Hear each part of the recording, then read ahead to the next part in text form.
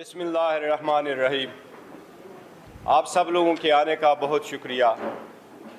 Election کے بعد اور پارلیمانی پروسیڈنگ شروع ہونے کے بعد کوشش ہوتی ہے کہ ماضی کو بول کے آگے کی طرف بڑھا جائے، اور الیکشن کے رزلٹ پہ لوگ اتنا ناکامی کو تو ضرور دیکھتے ہیں، لیکن ریگنگ کی ڈسکشن دنیا میں نہیں ہوا کرتی۔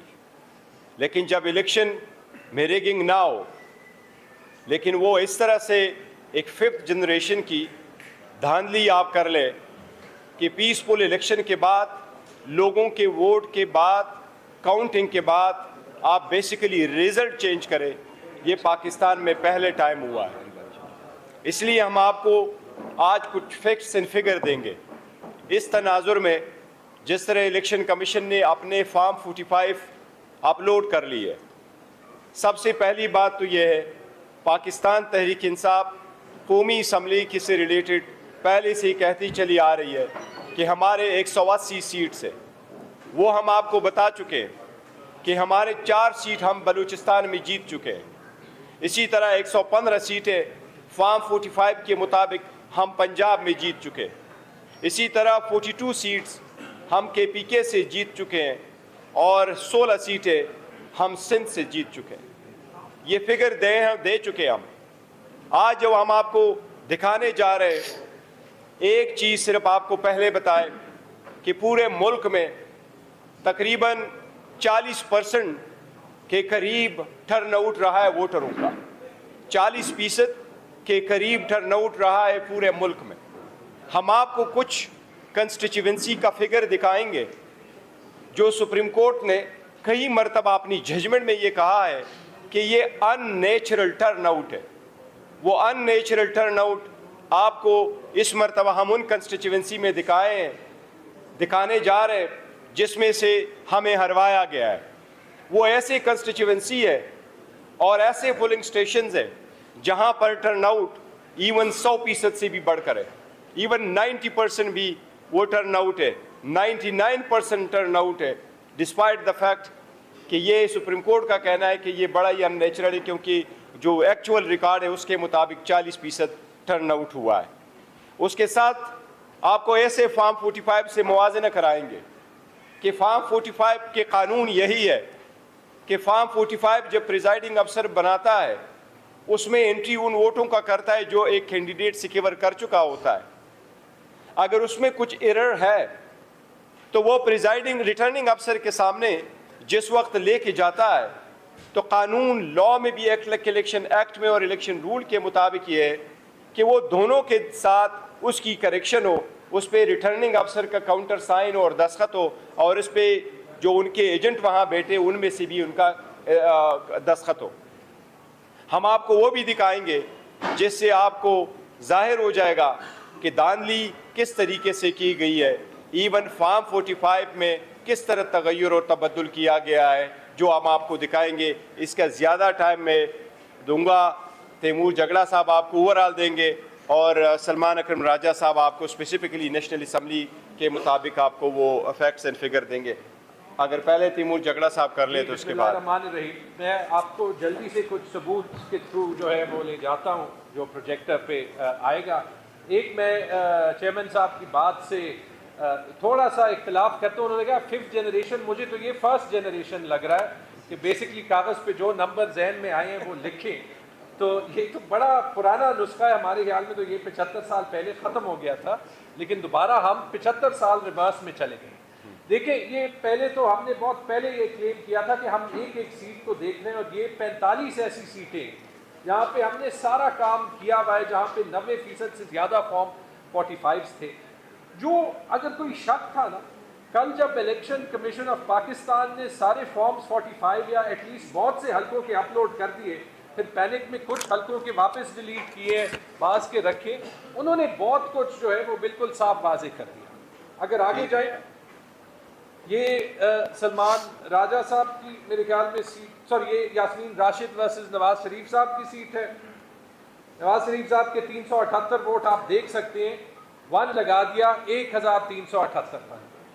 مجھے نہیں پتا کہ 3 ٹائم پرائم منسٹر کو کیوں اتنی ہیلپ چاہیے، اور یہ یاد رکھیں یہ بار بار ایک ایک پولنگ اسٹیشن پہ ہو. سلمان راجہ صاحب آپ کو بتائیں گے ایک ایگزامپل سلمان راجہ صاحب کی سیٹ کی. اگر آپ اگلے اس پہ جائیں, یہ بڑی فیمس کل ٹویٹر پہ بات چلی تھی, 173 ووٹ تھے اس پولنگ اسٹیشن پہ, اور وہ 173 سے اون چودھری کے 973 بن گئے.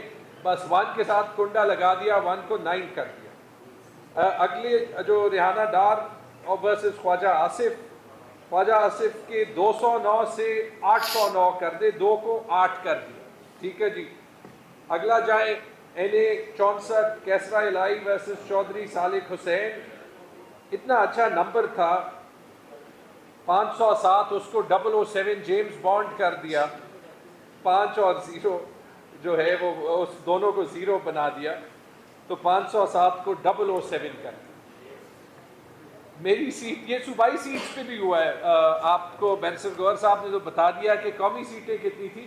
میرے خیال میں پنجاب میں ہم نے 100 سیٹیں آئیڈینٹیفائی کی ہیں, اور کے پی میں تو ہم 115 میں 110 سیٹیں جیت جاتے اگر صرف کاؤنٹنگ ہو جاتی.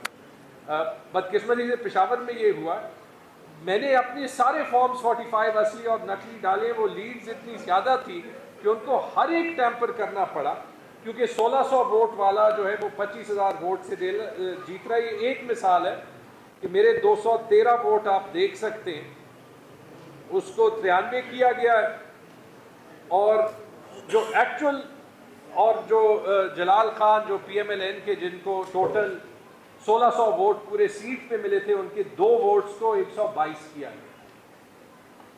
اب دیکھیں مجھے حیرت ہو رہی ہے کہ کس ٹائپ کے لوگ اسمبلی میں جا رہے ہیں. کراچی جاتے ہیں 238 پہ, حلیم شیخ صاحب کی 450 ووٹ کو 50 کیا گیا ہے, اور ان کے اپوننٹ کے 9 ووٹ کو 409 کیا گیا, 4 لگا ہوا. NA 151 پہ جائیں, یہ ساری سیٹس پہ ہم کلیمز پہلے کر چکے ہیں, اور یہ ثبوت کل الیکشن کمیشن نے خود ڈالا.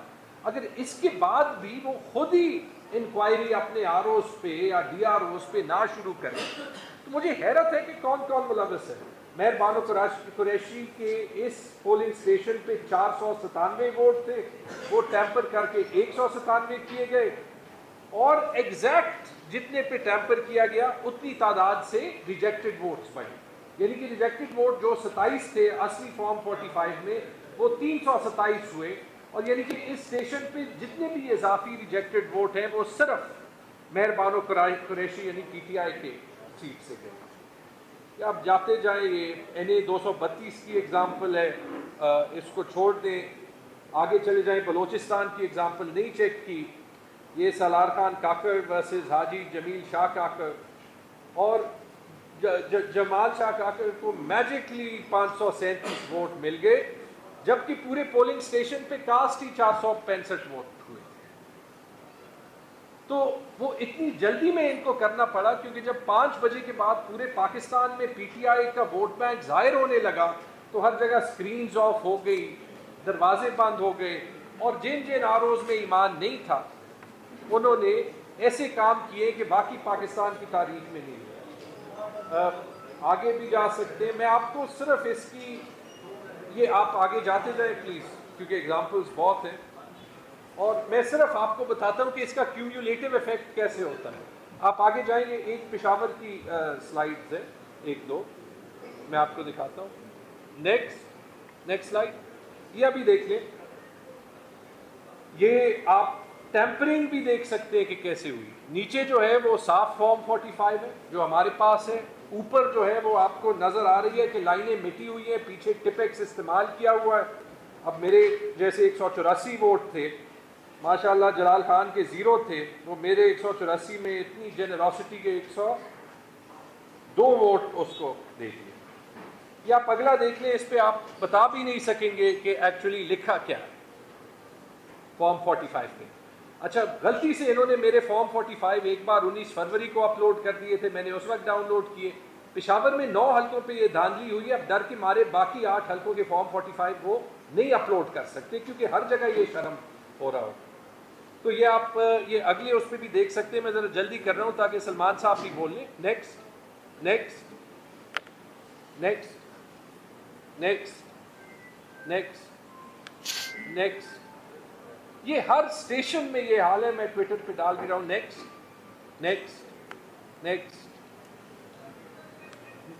نیکسٹ اور اسی یہ کام کر کے 9 سیٹوں پہ 2 نسخے میں نے دیکھے. ایک پہ جو آرو ذرا عقل مند تھا تو اس نے تقسیم کیا, جیسے میرے 300 ووٹ تھے اور اس نے 200 کسی اور کو دینے ہیں تو 100 میرے چھوڑے ہیں, 200 دوسری جگہ تھے. بہت سی سیٹوں پہ ایسے کیا ہے کہ بس وہ آرو تو جو ہے وہ یہاں ایفرٹ نہیں کر سکتا تھا. تو جیسے نواز شریف صاحب کی سیٹ پہ ہوا ہے کہ 138 کو 1138 بنا دیا, اور اس میں مسئلہ یہ ہوا ہے کہ ٹرن آؤٹس کا فرق ہوا ہے. اب یہ میں آپ کو پشاور کا بتا دوں and then over to Salman صاحب. NA28 سیٹ ہے جس پہ نور عالم صاحب جیتے. نور عالم صاحب فیمس پرسنالٹی ہے, 38,000 ووٹ انہوں نے لیے تھے, اس کے ساتھ 1 لگا کے 1,38,000. میں نے سنا کہ وہ خود بھی ناراض ہے کہ ذرا کم مارجن سے جتوا دیتے تو کورٹ میں کیس جیتنا آسان ہو جاتا. اب آپ نیچے دونوں صوبائی حلقوں پہ دیکھیں ٹرن آؤٹ 37 اور 39% ہے.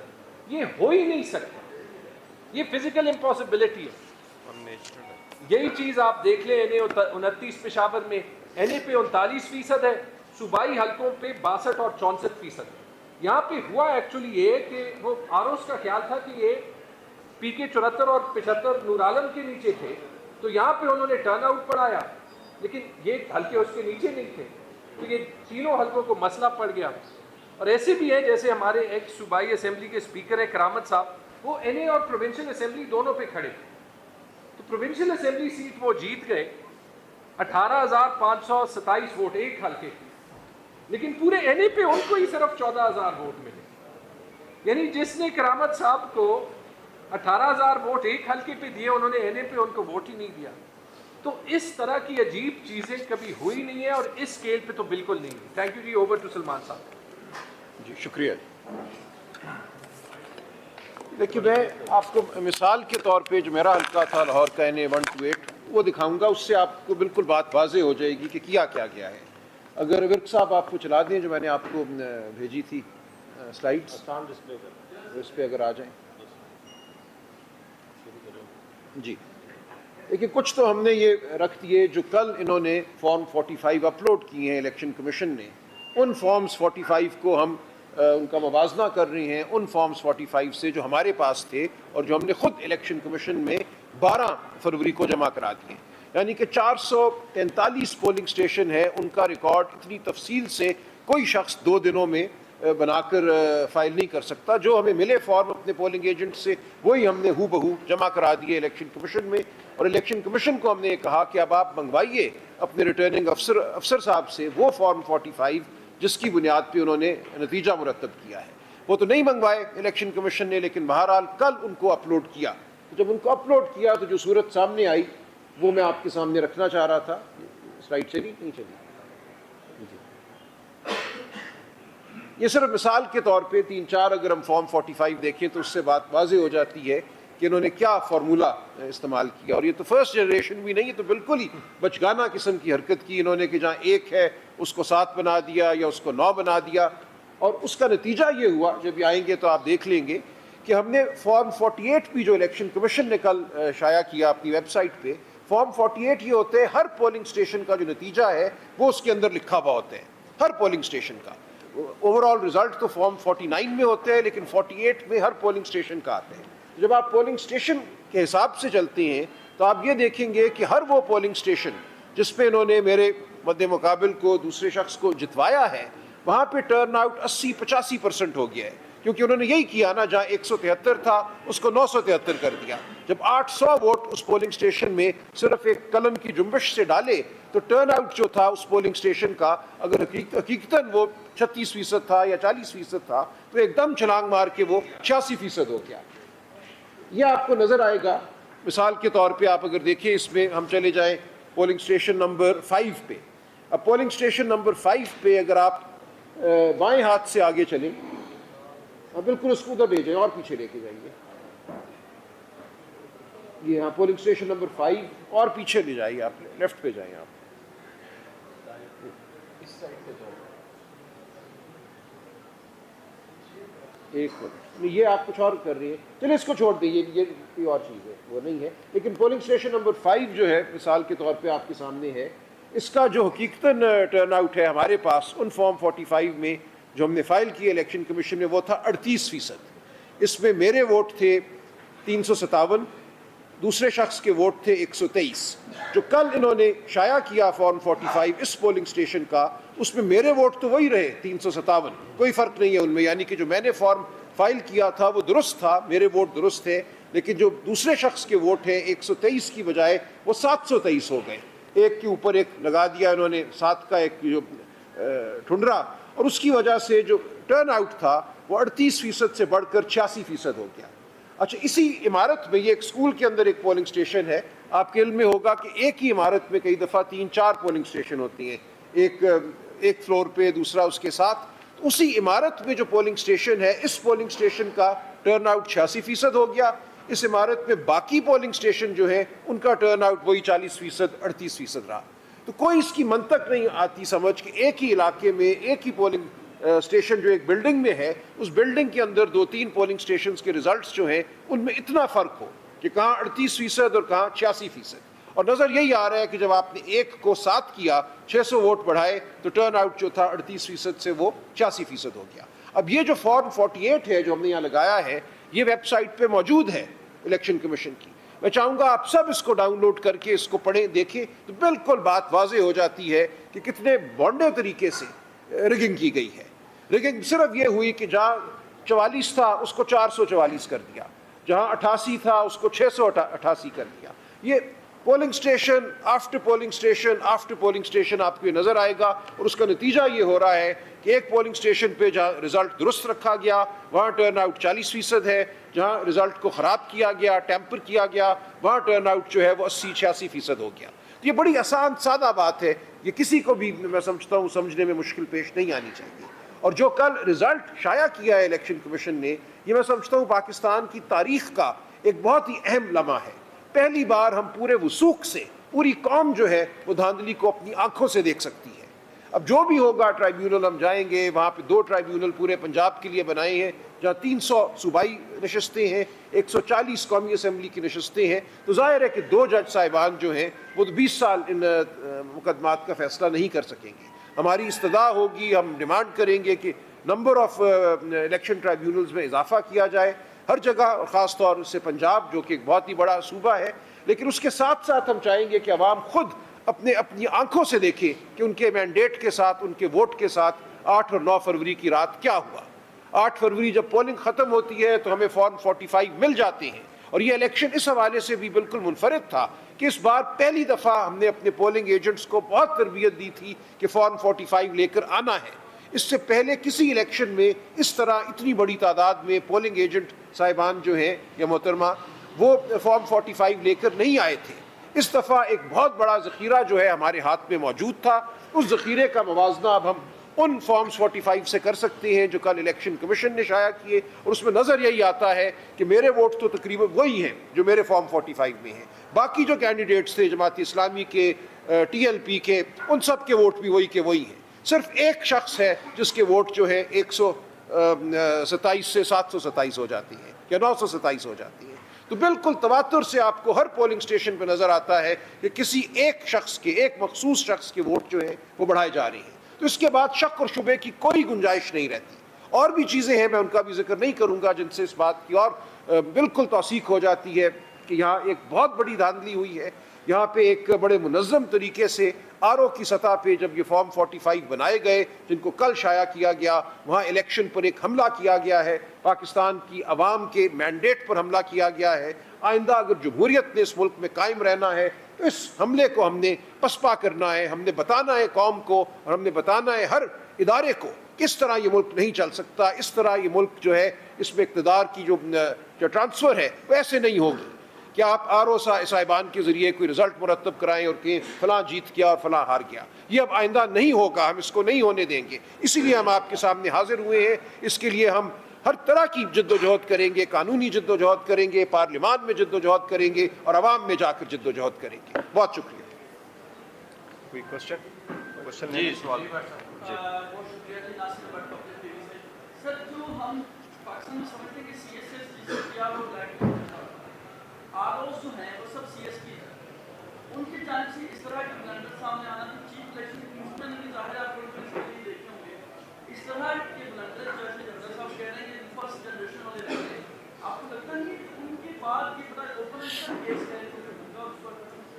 देखिए, ओपन एंड शॉर्ट केस तो है, इलेक्शन एक्ट में लिखा है कि जो गवर्नमेंट सर्वेंट है वो भी रिटर्निंग अफसरान हो सकते हैं और डिस्ट्रिक्ट रिटर्निंग अफसरान हो सकते हैं। इसमें हमने पहले पिटीशन फाइल कर दी और इसी दौरान एक और पिटीशन फाइल कर दी और सुप्रीम कोर्ट से ये इस्तदा की थी कि रिटर्निंग अफसरान और डिस्ट्रिक्ट रिटर्निंग अफसरान जुडिशरी से हो, ताकि उन पे प्रेशर ना हो।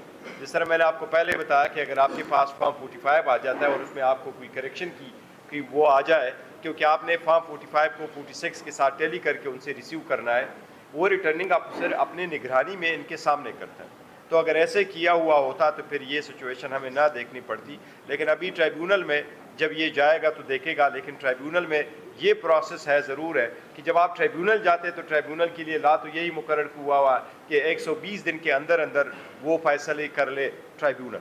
अब हाई कोर्ट के ट्राइब्यूनल बने, वो ज़्यादा हो और उसके फैसले जल्द हो। सुप्रीम कोर्ट से भी रिक्वेस्ट है, लास्ट टाइम अपीलें बड़ी अरसा रही और उसमें फैसले नहीं हुए, इसमें आए क्योंकि पब्लिक मैंडेट, हम यही कह रहे हैं कि पब्लिक मैंडेट जिसके पास है उसी का राइट है कि वो पार्लियामान में हो, न कि वो लोग जो स्नीक करके इंटर हो जाते हैं। एनीथिंग?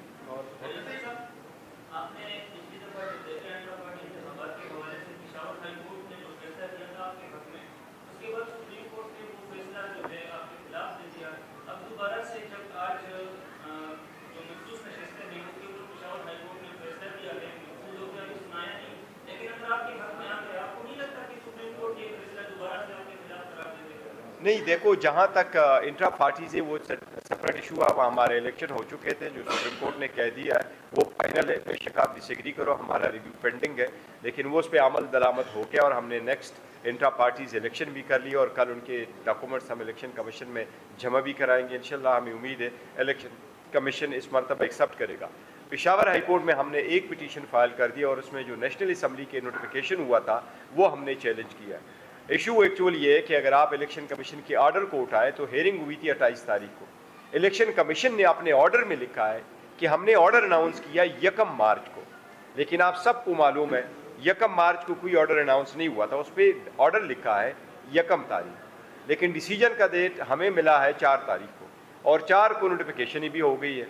तो इसलिए एक को हमने चैलेंज किया है। हमें उम्मीद है इंशाअल्लाह ताला कि अदालत इसको बरकरार रखेगी। ऑब्वियसली कॉन्स्टिट्यूशनल इशू है, जो अदालत का फैसला होगा वही रहेगा।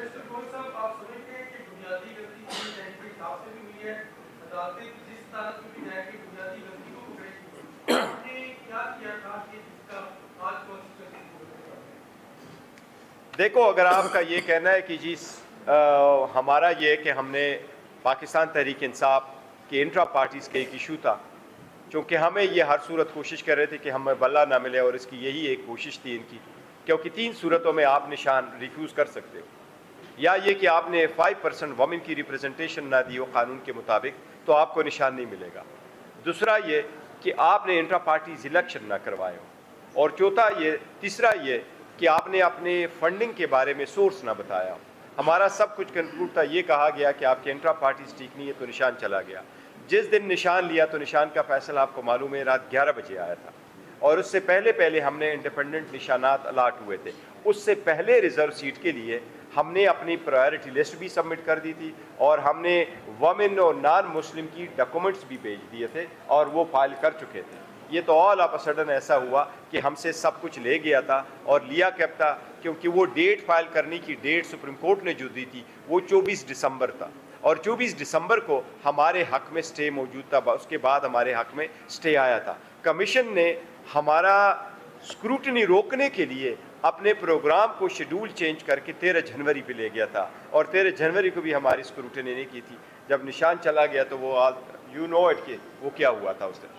साहब ये बताइएगा कि अगर आपके जो ताल्लुकात रिजर्वेशन है इसको नहीं दूर किया जाता है तो क्या एहतजाजी तहरीक शुरू करेंगे, और सुनने में खबरें गर्दिश कर रही है कि लॉन्ग मार्च की जाने की आप लोग बहुत कर रहे हैं, तो इस हवाले से क्या?